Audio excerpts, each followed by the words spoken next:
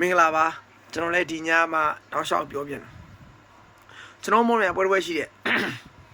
ဖူဆယ်ပွဲအဲ့ဒါဘယ်မှာလုံးမှာလဲတဝမ်းမှာလုံးမှာ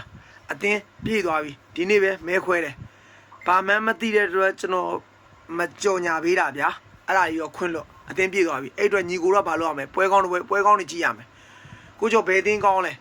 အရင်ကကျွန်တော်တို့မွန်းပြည်နယ်မော်လမြိုင်မွန်းပြည်နယ်မှာအကောင်းဆုံးအသင်းတွေဖြစ်တဲ့ Future Light မြို့မှာရောင်းနေတသင်းအောင်ပါဘူး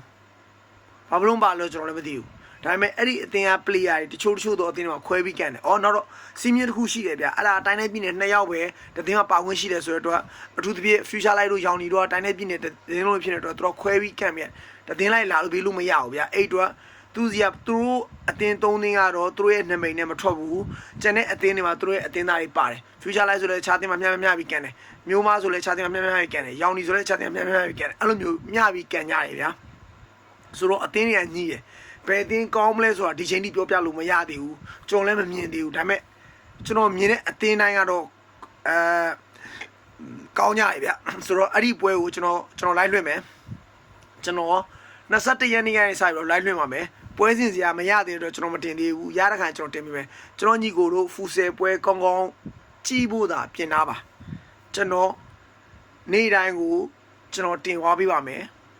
ကျေးဇူးပါ